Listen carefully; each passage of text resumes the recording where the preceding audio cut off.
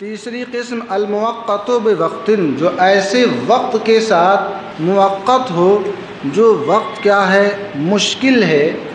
کیا مطلب؟ مشکل توسعہ، جس وقت کے توسع کے اندر، جس وقت کے توسع کے اندر اشکال واقع ہے اور اشتباہ واقع ہے۔ اس اعتبار سے یہ اشکال اور اشتباہ واقع ہے کہ یہ معیار کے بھی من وجہ مشابہ ہے اور من وجہ یہ ظرف کے بھی مشابہ ہے۔ ہم نے ظرف کی مشابہت کی وجہ بتا دی کہ ذی الحجہ کے صرف بعض ہی عشرے میں ادا کیا جاتا ہے، جبکہ حج کا وقت شوال، ذی قعدہ اور ذی الحجہ کے 10 ایام ہیں۔ سمجھ رہے ہیں؟ تو اب یہاں وقت جو ہے بچ جاتا ہے، تو اس اعتبار سے دیکھا جائے تو یہ ظرف ہے، جیسے نماز کا وقت نماز کے لیے ظرف ہے۔ اور اس اعتبار سے دیکھیں کہ اس وقت میں ایک ہی حج ہو سکتا ہے، اس سے زیادہ نہیں ہو سکتا ہے، تو اب یہ معیار ہوگا جیسے روزے کا جو وقت ہے کہ اس وقت کے اندر صرف وہ ایک ہی روزہ رکھا جا سکتا ہے، اس سے زیادہ نہیں رکھا جا سکتا ہے۔ تو اب دونوں اس کی مشابہتیں ہیں۔ تو فرماتے ہیں وَهُوَ الْحَجُّ، یہ نوع ثالث کی مثال حج ہے۔ فَإِنَّهُ فَرْضُ الْعُمْرِ، یہ معیار کے ساتھ مشابہت ہے کہ یہ زندگی کے اندر جو ہے ایک ہی بار کیا ہے، فرض ہے۔ وَوَقْتُهُ أَشْهُرُ الْحَجِّ، اور حج کا وقت وہ حج کے خاص معین مہینے شوال، ذی قعدہ اور ذی الحجہ کے 10 ایام۔ وَحَيَاتُهُ مُدَّةً يَفْغُلُ بَعْضُهَا لِحَجَّةٍ أُخْرَى مُشْكِلٌ، فرماتے ہیں اور مکلف کا ایسی مدت تک، ایسے زمانہ، ایسے عرصے تک بقید حیات رہنا، زندہ رہنا کہ اس مدت کا کچھ حصہ دوسرے حج کے لیے بچ رہے، یہ کیا ہے؟ ایک امر مشکل ہے۔ انسان کو ایک عام کا ایک پل کا پتہ نہیں ہے، چہ جائے کہ اس کو یہ پتہ رہے کہ دوسرا حج ہم کر سکیں گے کہ نہیں کر سکیں گے۔ کتنے لوگ اس امید میں رہتے ہیں کہ کیا آئندہ سال پھر جائیں گے، مگر اس سے پہلے وہ رخت سفر باندھ دیتے ہیں، داعی اجل کو لبیک کہہ دیتے ہیں، کوچ کا رحلت کا نقارہ بجا دیتے ہیں۔ سمجھ رہے ہیں؟ تو یہ ایک مشکل ہے۔ تو اب دو وجہ ہوں گی۔ فرماتے ومن حکم ہی، اور اس نوع ثالث کا حکم یہ ہے ان عند محمد یسعہ التاخیر۔ یہ سب بحثیں آپ نے کتاب الحج میں پڑھا ہوگا، سمجھ رہے ہیں نا؟ سیدنا امام محمد رحمہ اللہ کے نزدیک مکلف کو وسعت ہے، گنجائش ہے کہ اس حج کو اپنی زندگی کے آخری حصے تک کیا کر دے، مؤخر کر دے، یعنی فوراً حج کرنا یہ فرض نہیں ہے۔ اس کو وسعت ہے اس بات کی کہ اس کو مؤخر کرے، لیکن بشرط اللہ یفوتہ فی عمری، لیکن اس کی شرط یہ ہے، یعنی تاخیر کی شرط یہ ہے کہ اس کی زندگی میں اس سے وہ حج فرض فوت نہ ہو۔ تو اب شارع نے اس کو یہ رخصت دی کہ دوسرے سال، تیسرے سال ادا کر لے، یہاں تک کہ اس کی عمر جو ہے اپنی انتہا کو پہنچ جائے۔ شرط صرف اتنا ہے کہ حج فوت نہیں ہونا چاہیے۔ تو امام محمد رحمہ اللہ کا جو مذہب ہے، میں سمجھتا ہوں یہی مقدم، یہی معول ہے کہ شرع کے اندر تیسیر ہے۔ یسروا ولا تعسروا، بشروا ولا تنفروا فرمایا گیا۔ شریعت کے ایک ایک حکم کو دیکھیں گے تو اس کی بنیاد ہی تیسیر اور دفع عسر، دفع مشقت، دفع حرج کے اوپر قائم ہے۔ اس کے اندر بندے کے لیے بہرحال کیا ہے؟ آسانی ہے۔ اور قاضی شرق و غرب سیدنا امام ابو یوسف رحمہ اللہ کے نزدیک یتعین علیہ الادا فی اشہر الحج من العام الاول، کہ سال اول کے حج کے جو مہینے ہیں ان کے اندر اس کے اوپر حج کا ادا کرنا متعین ہوتا ہے از راہ احتیاط، احترازاً عن الفوات، ذرا احتیاط کا مطلب یہ ہے کہیں ایسا نہ ہو کہ زندگی وفا نہ کرے اور داغ مفارقت لاحق ہو جائے اور حج فرض اس سے فوت ہو جائے اور رب العالمین کی بارگاہ میں اس سے پرسش عمل ہو۔ تو فرماتے ہیں احترازاً عن الفوات، فوات سے بچنے کے لیے۔ اس سے بات ذہن میں آ گئی کہ دوسرے یا تیسرے سال تک زندہ رہنا ایک امر موہوم ہے، تو امر موہوم کے لیے ایک امر مفروض کو مؤخر کر دینا یہ دانشمندی کا تقاضا نہیں ہے۔ اس لیے امام ابو یوسف فرماتے ہیں وَظَهَرَ ذَلِكَ فِي حَقِّ الْمَأْثَمِ لَا غَيْرِ۔ فرماتے ہیں حضرات طرفین رحمہم اللہ کہ اس اختلاف کا ثمرہ، اس کا اثر وہ گناہ کے حق میں ظاہر ہوتا ہے، گناہ کے علاوہ کسی اور شے کے اندر نہیں۔ کیا مطلب؟ یہاں تک کسی شخص نے پہلے سال میں ادا نہ کیا تو امام ابو یوسف کے نزدیک وہ فاسق مردود الشہادہ کہلائے گا۔ پھر جب اس نے اس کو دوسرے سال ادا کر لیا تو اس سے یہ گناہ کیا ہو جائے گا؟ رفع ہو جائے گا، اس کا فسق اور رد شہادت یہ ساری چیزیں ختم ہو جائیں گی۔ برخلاف سیدنا امام محمد رحمہ اللہ کے کہ ان کے نزدیک موت یا امارات موت، علامات موت کے وقت ہی وہ گناہ ہوگا، گنہگار ہوگا جب کہ اس نے اس وقت ادا نہ کیا۔ لیکن جب وہ ادا کرے گا تو فریقین کے نزدیک حج ہی کہلائے گا، ادائے حج ہی کہیں گے، اس کو قضا سے تعبیر نہیں کریں گے۔ حتی یبقى النفل مشروعا، یہاں تک کہ نفل جو ہے وہ مشروع ہے۔ کیا مطلب؟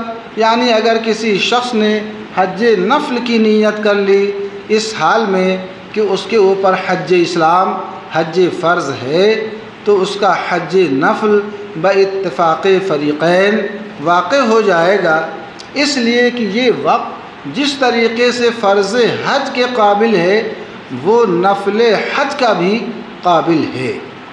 سمجھ رہے نہیں سمجھ رہے؟ تو اس کو فرماتے ہیں یہاں تک کہ نفل کیا رہے گا؟ مشروع رہے گا۔ وَجَوَازُهُ عِنْدَ الْإِطْلَاقِ بِدَلَالَةِ تَعَيُّنٍ مِّنَ الْمُؤَدِّي إِذِ الظَّاهِرُ أَنَّهُ لَا يَقْصُدُ النَّفْلَ وَعَلَيْهِ حَجَّةُ الْإِسْلَامِ۔ یہ دوسری چیز ہے، یعنی کسی شخص نے مطلق حج کی نیت کی، یہ نہیں کہا نویت ان احج حجۃ الاسلام یا نویت ان احج حج التطوع حج النفل، مطلق حج کی نیت کی، نویت ان احج خالصا للہ تعالی متقربا الی اللہ تعالی، اس طور پر اس نے نیت کی۔ تو فرماتے عند الاطلاق، عند اطلاق النیت، مطلق نیت حج کے وقت حج کا جائز ہونا کہ وہ حج کی نیت کرے اور فرض اور نفل میں سے کسی کی وہ تعین نہ کرے۔ سمجھ نہیں سمجھ رہے ہیں؟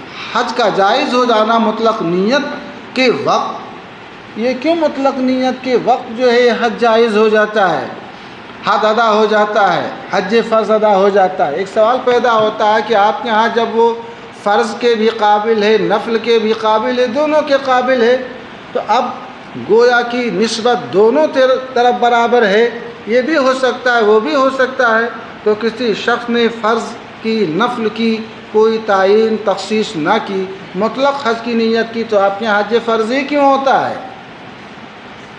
حج نفل ہو جانا چاہیے۔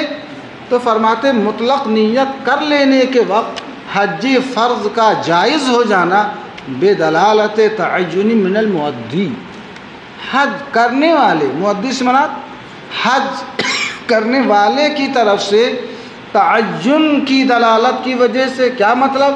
اگرچہ اس نے صراحتاً کوئی تعین نہیں کی ہے، مگر اس دلالت حال کے اعتبار سے یہاں پر تعین ہو رہی ہے۔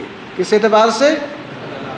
ہاں، بے دلالت تعین من المؤدی، حج کرنے والے کی دلالت حال جو ہے حج فرض ہی کو متعین کر رہی ہے، اذ الظاہر انہ لا یقصد النفل معلی حجۃ الاسلام، اس لیے کہ حج کرنے والے کی حالت سے ظاہر یہ ہے، اس کا ظاہر حال اس بات پر شاہد اور دلیل باہر ہے کیا کہ لا یقصد النفل، نفل کا ایسی حالت میں قصد نہ کرے گا جبکہ اس کی گردن حج اسلام، حج فرض کے بارے گراں سے گراں بار ہو، بوجھل ہو۔ فرماتے ہیں نفل کا قصد نہ کرے گا ایسی حالت میں جبکہ اس کے اوپر حج فرض ہو۔ تو اب یہاں پر حج فرض کی تعیین جو ہو رہی ہے خود مکلف یعنی حاجی کی دلالت حال سے ہو رہی ہے۔ بات سمجھ میں، اگرچہ یہاں دلالت مقال، دلالت قول نہیں ہے، دلالت نطق نہیں ہے، نطق ناطق نہیں ہے، مگر نطقت الحال اے دلت الحال۔ بات سمجھ گئے؟ فصل فی حکم الواجب بالامر، یہ فصل امر کے ذریعے جو مامور واجب ہوتا ہے، مامور بھی امر کے ذریعے جو مامور بھی واجب ہوتا ہے اس کے حکم کے بیان میں فرماتے ہیں وہ نوعان، امر کے ذریعے جو مامور بھی واجب ہوتا ہے وہ دو طرح کے ہیں۔ احدہما اداء، ایک ادا ہے، کیا ہے؟ ایسا پڑھ چکے ہیں، وہو تسلیم عین الواجب بسببہ الی مستحقہ، ادا کہتے ہیں عین واجب کو۔ عین واجب کا مطلب مکلف پر جو چیز واجب ہوئی ہے، باز میں آگی، ہاں جو ادا واجب ہوئی ہے اسی ادا کو بجا لانا۔ بات سمجھ آ گئی؟ فرماتے ہیں ادا تسلیم عین الواجب بے سبب ہی، عین واجب کو سپرد کر دینا کس کی طرف؟ واجب کے مستحق کی طرف۔ سمجھ میں ہے؟ کیسے سپرد کر دینا؟ بے سبب ہی۔ باز میں آگی؟ یہاں پر آپ غور کریں گے بے سبب ہی میں جو ضمیر ہے وہ واجب کی طرف راجع ہے، تو آپ ترجمہ یوں کر لیں عین واجب کو مستحق واجب کی طرف سپرد کر دینا بے سبب ہی، کیوں؟ اس وجہ سے کہ وہ کیا ہے؟ اس پر واجب ہے۔ بے سبب ہی بے سبب واجب، یعنی چونکہ اس کی ادا واجب ہے اس وجہ سے عین واجب کو جو ہے مستحق واجب کی طرف سپرد کر دینا۔ اب آپ غور کریں گے یہاں پر کہ نفس واجب جو مکلف کے ذمے ثابت ہوتا ہے تو اس کی تسلیم جو ہم کرتے ہیں، اس کی ادا جو ہم کرتے ہیں ایک ایسے سبب کے ذریعے کرتے ہیں جو سبب اس واجب کو واجب کرنے والا ہوتا ہے۔ جیسے نماز کے لیے وقت سبب موجب ہے، اسی طریقے سے روزے کے لیے میں نے عرض کیا شہود شہر، فمن شہد منکم الشہر فلیصمہ، ایجاب صوم، اتمام صوم، ادائے صوم کا جو وجوب شہود شہر ہی سے نہ متعلق ہے۔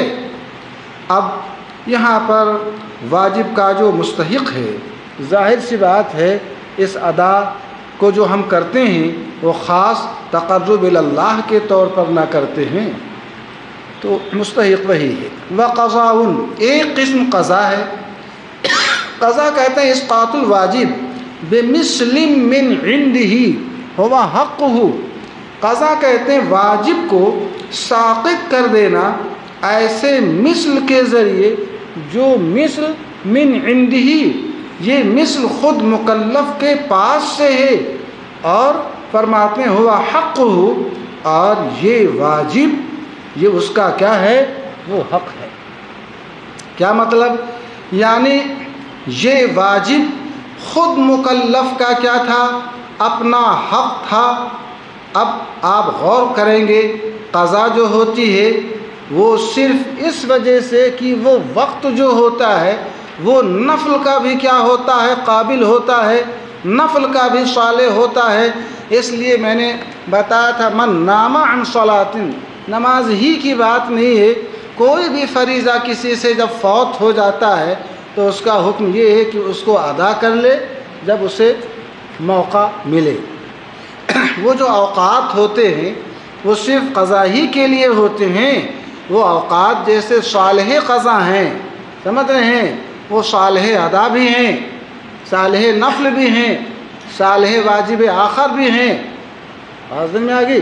اب یہ کہ نفل کو ادا نہ کر کے خالص اسی فرض کو جو اس کے ذمے ہے وہ ادا کر رہا ہے، تو ظاہر سی بات ہے یہاں پر تسلیم جو ہو رہی ہے یا یوں کہہ لیں اسقاط واجب جو ہو رہا ہے یہ ایسے مثل کے ذریعے ہو رہا ہے جو اسی وقت کے مماثل ہے، اور یہ من عندی ہی ہے، کیا ہے، یہ خود یہ مکلف کے پاس سے ہے، اس حال میں کہ یہ واجب جو ہے اس کا اپنا کیا تھا، یہ حق تھا۔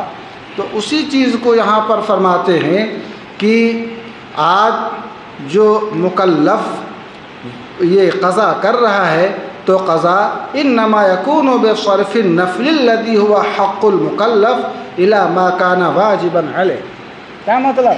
میں نے بتایا تھا کہ یہ وقت جو ہے قابل نفل بھی ہے، مگر نفل ادا نہ کر کے جو اس کا اپنا حق تھا اس نے اس کو پھیر دیا اس کی طرف جو اس کے اوپر کیا ہے، واجب ہے۔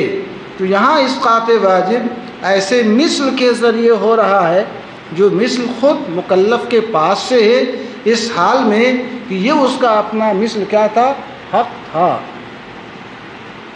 واختلف المشائخ فی ان القضاء یجب بنفس مقصود ام بالسبب الذي یوجب الاداء۔ مشائخ کا اس باب میں اختلاف ہے کہ قضا کسی نص مقصود سے واجب ہوتی ہے، یعنی کسی ایسے نص سے جو نص قصداً یا بالقصد اس کی طرف متوجہ ہوا کرتی ہے، یا یہ ہے کہ قضا اسی سبب سے واجب ہے جو سبب ادا کو واجب کرنے والی ہے، کہ اقیم الصلاۃ فرما دیا گیا تو اقیمو ہی جو سبب موجب ادا تھا یہی جو ہے وہ موجب قضا بھی ہے۔ ظاہر سی بات ہے جب اقامہ صلاۃ پایا نہ گیا اور ابھی اس کے ذمے وہ اقامہ صلاۃ ہے تو گویا اس کی تسلیم یا اسقاط واجب سے اس کو جب مفر نہیں تو گویا وہ نص اس کے اوپر متوجہ اقیمو۔ کیا مطلب؟ کہ جس نماز کو تم نے قائم نہیں کیا ہے اس کی قضا کر لی ہے، اس کو تم کیا کرو، قائم کرو، کہ بغیر اقامہ صلاۃ کے تم کو چارہ کار اور اس سے راہ مفر نہیں ہے۔ تو یہ اختلاف ہے۔ قال عامتہم، عامہ فقہا نے یہ فرمایا انہو یجب بذالک السبب، کی قضا اسی سبب سے واجب ہوتی ہے جو سبب ادا کو واجب کرتی ہے۔ کیا مطلب؟ فرماتے ہیں قضا اسی سبب سے واجب ہے جو سبب ادا کو واجب کرتی ہے۔ وہ سبب ہے کیا؟ فرماتے ہیں وہو الخطاب، وہ اللہ تعالیٰ کا خطاب ہے، کہ خطاب الہی جب تک وہ اپنے ذمے سے اس کو ساقط نہ کرے گا خطاب الہی اس کی طرف متوجہ رہے گا، اللہ کا خطاب اس سے کیا رہے گا، متعلق رہے گا۔ فرماتے وہو الخطاب اے الامر الذی یوجب الادا، خطاب سے مراد جو امر وجوب ادا کا موجب تھا، چاہے وہ اقیمو ہو، چاہے آتو ہو، چاہے فلیصم ہو یا کتب علیکم الصیام ہو۔ سمجھ رہے ہیں کہ نہیں سمجھ رہے ہیں؟ لأن بقاء اصل الواجب للقدرت على مثل من عنده قربتاً، فرماتے ہیں اس لیے کہ اصل واجب کا باقی رہنا، کس کا؟ اصل واجب کا باقی رہنا للقدرت علی مثل من عندی، اصل واجب، اصل ظاہر سی بات ہے یہاں اصل واجب ہی اس کے ذمے باقی ہے، اس کا جو وصف تھا یعنی وقت کی جو فضیلت تھی، ظاہر سی بات ہے وقت ظہر، وقت عصر، وقت مفروض تو ساقط ہو گیا، وقت صوم جو شہر رمضان تھا وہ تو فوت ہو گیا، تو یہاں اصل واجب جو ہے باقی ہے، اس کا جو وصف یعنی وقت کی جو فضیلت تھی اس کے اوپر وہ قادر ہے ہی نہیں۔ تو فرماتے ہیں اس لیے کہ اصل واجب کا مکلف کے ذمے باقی رہنا للقدرت علی مثل من عنده، اس لیے کہ وہ مکلف ایسے ایک مثل کے اوپر قادر ہے، من عنده، جو مثل خود اس مکلف کی طرف سے ہے۔ فرماتے ہیں قربتن، یہ کیا ہے؟ ایک قسم کی قربت ہے۔ اس سے بات ذہن میں آتی ہے کہ چونکہ مکلف اس اصل کو اس کے وصف کے ساتھ لانے پر تو قادر نہ ہوا، مگر اس وصف کے بغیر اس اصل کو اگر وہ ادا کر لے تو بھی وہ تقرب الی اللہ ہی ہے، وہ قربت مقصودہ ہی ہے۔ تو فرماتے ہیں اصل واجب کا باقی رہنا اس لیے کہ اپنے مثل سے، اپنے پاس سے ایک مثل کے اوپر، یعنی ایک مثل کے لانے پر وہ کیا ہے؟ قادر ہے۔ یہ قربت من عند المکلف ہے۔ اور فرماتے ہیں وسقوط الفضل الوقت، ظاہر سی بات ہے اصل واجب تو باقی ہے، وصف کے اوپر قادر نہیں ہے۔ فرماتے ہیں وسقوط فضل الوقت، اور وقت کی جو فضیلت ہے اس کا ساقط ہو جانا، لا الی مثل و زمان للعجز امر معقول فی المنصوص الیہ، وقت کی فضیلت کا ساقط ہونا بغیر اس کے کہ اس کا وہ کوئی مثل پیش کرے، بغیر اس کے کہ اس کا کوئی زمان اور تاوان وہ ادا کرے، یہ وقت کی فضیلت بغیر مثل کے، بغیر زمان کے جو ساقط ہے۔ کیوں؟ للعجز، اس لیے کہ بندہ وقت کی فضیلت کے لانے کے اوپر وہ قادر نہیں، اس سے عاجز اور بے بس ہے۔ تو وقت کی فضیلت کا بغیر مثل اور زمان کے عجز کی وجہ سے ساقط ہونا امر معقول فی المنصوص علیہ، ایک ایسی چیز ہے جو معقول ہے اس کے اندر، منصوص علیہ کے اندر۔ یہاں پر آپ غور کریں گے، یہ انہوں نے فرمایا کہ منصوص علیہ کے اندر یہ جو ہے منصوص علیہ یہاں پر کون سی چیز ہے؟ وہی وہ نص اقیمو ہے، آتو ہے۔ ظاہر سی بات ہے لا یکلف اللہ نفسا الا وسعہا، اللہ نے بندے کو اسی قدر مکلف فرمایا ہے جو اس کے بس میں ہے، اس کی قدرت، اس کی طاقت، اس کی قوت کے اندر ہے، اسی قوت سے زیادہ بندے کو کوئی تکلیف شرع کے اندر نہ دی گئی۔ تو اس کا آپ یوں کر لیں، یہ امر معقول اصل میں یہ خبر ہے، اصل واجب کا مکلف کے ذمے اس لیے باقی رہنا کہ مکلف اپنے پاس سے اس کا مثل جو ہے بطور قربت لانے پر قادر ہے، اور وقت کی فضیلت کا ساقط ہو جانا بغیر مثل اور زمان کے، وقت کی فضیلت کے لانے سے عاجز ہونے کی وجہ سے یہ منصوص علیہ کے اندر کیا ہے؟ ایک امر معقول ہے۔ تو امر معقول یہ خبر جو ہے دونوں کی ہے، کس چیز کی؟ بقائے اصل واجب، یعنی مکلف کے ذمے اصل واجب کا باقی رہنا، یہ بھی امر معقول ہے، سمجھ رہے ہیں؟ اور وقت کی فضیلت کا ساقط ہو جانا یہ بھی کیا ہے؟ امر معقول ہے۔ اب دونوں کی دلیل پیش کر دی۔ اصل واجب کیوں باقی ہے؟ فرماتے ہیں اس لیے کہ وہ اپنے پاس سے، جس سے ہم نے بتایا تھا کہ وہ فرض کے لیے متعین نہیں ہے، وہ نفل کا بھی ناقابل ہے، اس کا اپنا حق نہ ہے، تو اپنے پاس ہی سے نہ وہ اس کا مثل پیش کر رہا ہے۔ تو فرماتے ہیں اصل واجب کیوں باقی ہے؟ اس لیے کہ مکلف اپنے پاس سے اس کا مثل جو ہے تقرب اللہ کے طور پر لانے پر قادر ہے۔ وقت کی فضیلت بغیر مثل اور زمان کے کیوں ساقط ہے؟ فرماتے ہیں اس لیے کہ مکلف جو ہے وقت کی فضیلت کے لانے سے کیا ہے؟ وہ عاجز ہے، اس کے اوپر وہ قادر نہیں ہے۔ تو ترجمہ اسی طور پر کیجیے گا، اصل واجب کا مکلف کے ذمے باقی رہنا اس لیے کہ مکلف اپنے پاس سے بطور قربت اس کا مثل لانے کے اوپر قادر ہے، اور وقت کی فضیلت کا بغیر مثل اور زمان کے اس لیے ساقط ہونا کہ اس کے لانے سے وہ عاجز ہے، یہ منصوص علیہ کے اندر کیا ہے؟ ایک امر معقول ہے۔ وَهُوَ قَضَاءُ الصَّوْمِ وَالصَّلَاةِ، فرماتے ہیں اور یہ روزہ اور نماز کی کیا ہے؟ قضا کرنا ہے۔ بس یہ روزہ اور نماز کی قضا کرنا ہے۔ فَيَتَعَدَّى إِلَى الْمَنْظُورَاتِ الْمُتَعَيَّنَةِ مِنَ الصَّلَاةِ وَالصِّيَامِ وَالْاِعْتِكَافِ۔ تو اب فرماتے ہیں یہ حکم جو ہے کس کے اندر؟ قضاء صوم کے اندر، قضاء صلاۃ کے اندر ثابت ہے۔ فرماتے تو یہ حکم جو قضاء صوم اور قضاء صلاۃ کے اندر ثابت ہے، فرماتے ہیں یتعدی ذالک الحکم، یہ حکم کیا مطلب؟ یعنی بقاء الواجب للقدرت علی مسلم من عنده قربۃ وسقوط فضل الوقت لا الی مثل وزمان للعجز امر معقول۔ فرماتے ہیں یہ حکم متعدی ہوگا الی المنظورات المتعینہ، ان نظر کی ہوئی چیزوں کی طرف جن نظروں کو معین کر دیا گیا۔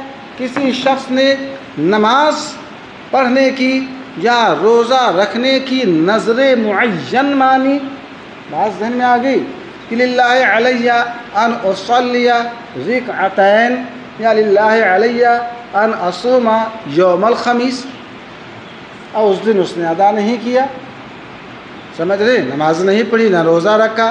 فرماتے ہیں یہ حکم متعدی ہوگا ان چیزوں کی طرف جن چیزوں کی معین نظر مانی گئی۔ مثلا کسی شخص نے نماز کی نظر معین مانی، یا کسی شخص نے روزے کی نظر معین مانی، والاعتکاف، یا کسی شخص نے اعتکاف کی نظر معین مانی، بات سمجھ میں آ گئی۔ تو اب اس سلسلے میں آپ غور کریں گے کہ یہاں پر بقائے نفس واجب جو مکلف کے ذمے ہے، محققین کے ہاں جو ہے وہ نص اول کی وجہ سے ہے۔ تو اب اسی طریقے سے جس میں نص جدید وارد ہے ہی نہیں، خالی وَلْيُوفُوا نُذُورَهُمْ ہے، اپنی نظریں وہ پوری کریں، ان کے قضا کرنے کے لیے کوئی نص وارد نہیں ہے۔ تو اب وہاں پر تمہیں بتایا تھا من نام عن صلاۃ او نسیہا فلیصلیھا اذا ذکرھا، فرمایا گیا کہ نہیں فرمایا گیا؟ وہاں پر ایک نص وارد ہے کہ نہیں وارد ہے؟ تو جن کے اندر نص جدید واجب وارد ہے، جب ان کے اندر قضا کا حکم ہے، تو جن میں کوئی نص جدید سے قضا کے متعلق وارد ہے ہی نہیں، تو فرماتے ہیں ان کے اندر بھی جو ہے یہ اصل واجب کیا رہے گا؟ باقی رہے گا۔ کیوں؟ اس لیے کہ اصل واجب کے بقا کی جو علت تھی القدرت علی مسلم من عنده قربتاً، وہ یہاں پر کیا ہے؟ علت پائی جا رہی ہے۔ تو جہاں علت دائر ہوگی وہاں پر معلول بھی کیا ہوگا؟ دائر ہوگا۔ فرماتے ہیں تعدیہ کا مطلب کیا ہے؟ تعدیہ کا مطلب کیا ہے؟ یعنی یہ بھی اسی کے حکم میں بھی ہوگا، اس کا بھی حکم اسی سے ملحق ہوگا۔ اسی کا نام ہے قیاس، کہ مقیس کو مقیس علیہ سے ملحق کر دینا، فرع کو اصل کے ساتھ ملحق کر دینا، علت جامعہ کی وجہ سے، علت مشترکہ کی وجہ سے۔ علت دونوں میں جامع کیا ہے؟ جس علت کی بنیاد پر وہاں بقائے اصل واجب ہے، وہ علت یہاں پر بھی القدرت علی مسلم من عندی وہ دائر ہے کہ نہیں دائر؟